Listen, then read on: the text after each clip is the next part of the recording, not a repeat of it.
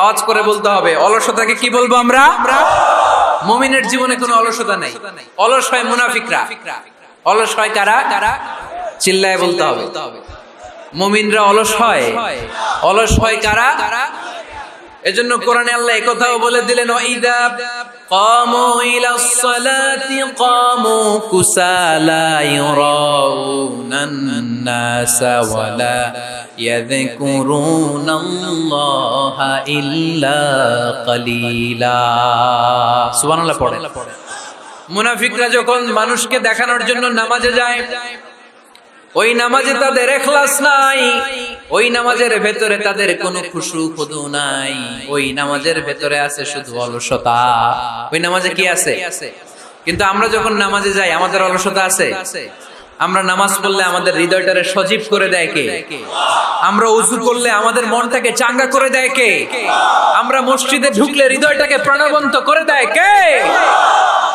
মুমিন তো নামাজে গেলে চাঙ্গা হয়, মুমিন ওযু করলে চাঙ্গা হয়। বিষ্ণু ঈসা ইসলাম বললেন, ইয়াকিদু শাইতানু আলা কাফিয়াতি রাসি আহাদিকুম ইযা নাম। খেয়াল করে শুনবেন লক্ষ্মীপুরের ভাইরা, চমৎকার একটা হাদিস। আমরা যখন ঘুমোতে যাই, শয়তান আমাদের প্রত্যেকের মাথার পিছনে 3টা অলসতার গিট মারে। কয়টা? আওয়াজ করে বলেন। 3টা অলসতার গিট মারে। ইয়াকিদু শাইতানু আলা কাফিয়াতি রাসি আহাদিকুম সালাসা উকাব। 3টা গিট মারে যখন আমরা ঘুমোতে যাই।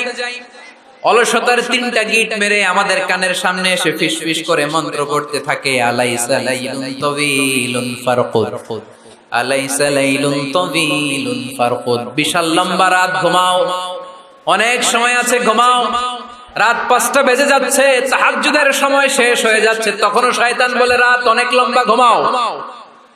ফজরের সময় পার হয়ে যাচ্ছে, সূর্য উঠে যাচ্ছে, শয়তান বলে আলাইসা লাইলুন তাওয়িলুন ফারকুদ, এখনো অনেক সময় আছে, লম্বা লম্বা লম্বা চওড়া রাত পড়ে আছে, তুমি ঘুমাও। বিশ্বনবী বললেন, ফাইন ইস্তাইকাযা ওয়া যাকারাল্লাহ ইনহাল্লাত উকদা। আমার উম্মতের কেউ যখন ঘুম থেকে জেগে ঘুম থেকে ওঠার দোয়া পড়া শুরু করে দেয়, অলসতার প্রথম গিটটা সাথে সাথে খুলে দেয় কে? আপনি ঘুম থেকে উঠেই যখন ঘুম থেকে ওঠার দোয়া পড়বেন, আপনার অলসতার প্রথম গিট খুলে দেয় কে? ঘুম থেকে ওঠার দোয়াটা কি? আলহামদুলিল্লাহিল্লাযী আহইয়ানা বা'দা মা আমাতানা ওয়া ইলাইহিন নুশুর। প্রশংসা সে আল্লাহ, যে আল্লাহ আমাদেরকে লম্বা একটা ঘুম শেষে, মৃত্যু শেষে আমাদেরকে ঘুম থেকে উঠালেন।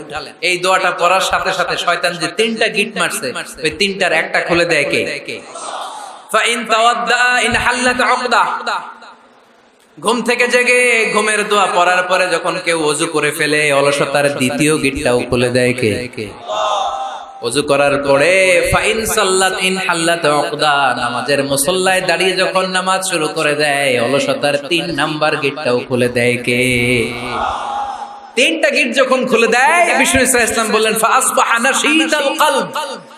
নাশীদ, তখন মুমিন বান্দা সজীব হয়ে ওঠে, প্রাণবন্ত হয়ে ওঠে, উচ্ছ্বসিত হয়ে ওঠে। ওয়া ইল্লা খাবিসান নাফসি কাসলান। আর যদি ঘুমিয়ে থাকে, 3টা গিট তার মাথার পেছনে শয়তানের অলসতার লেগে থাকে, তাহলে তার দিনটা শুরু হয় অলসতা দিয়ে, আর সে হয় অলসতার রাজা। চিল্লায় এখন ঠিক কিনা? এজন্য আমরা কি অলস হতে চাই না কর্মঠ হতে চাই? কোন নবীরা কি অলস ছিলেন? পৃথিবীতে কোন নবী অলস ছিলেন? সব নবী কর্মঠ ছিলেন। বিষ্ণু ঈসা ইসলাম বললেন, মা বাআসাল্লাহু নাবিয়্যান ইল্লা রাআল গানাম। এই পৃথিবীতে এমন কোন নবী নাই যেই নবী বকরি চড়ায় নাই। কি চড়ায় নাই? বকরি রে আপনারা লক্ষ্মীপুরের ভাষায় কি বলেন? কি বলেন? ছাগল। তো পৃথিবীতে এমন কোন নবী নাই যেই নবী কি চড়ায় নাই? ছাগল চড়ায় নাই। সাহাবারা বললেন, ইয়া রাসূলুল্লাহ আনতা কাযালিক, আপনিও ছাগল চড়াইছেন? বিষ্ণু ঈসা ইসলাম বললেন, না, আমিও ছাগল চড়িয়েছি। ওয়া ইন্নী আরআহা আলা কারারাইতি আহলি মক্কা, আমি তো মক্কাবাসীদের অল্প কিছু পয়সার বিনিময়ে তাদের ছাগলগুলোকে চড়িয়ে দিতাম। সুবহানাল্লাহ পড়বেন না? বিষ্ণু ঈসা ইসলাম ছাগল চড়াতে। ছাগল চড়ানো সহজ কাজ না কঠিন কাজ? কেন কঠিন এটা? হ্যাঁ, টেরা খুঁটি মারে। হ্যাঁ, কি করে? বসে থাকতে হয়।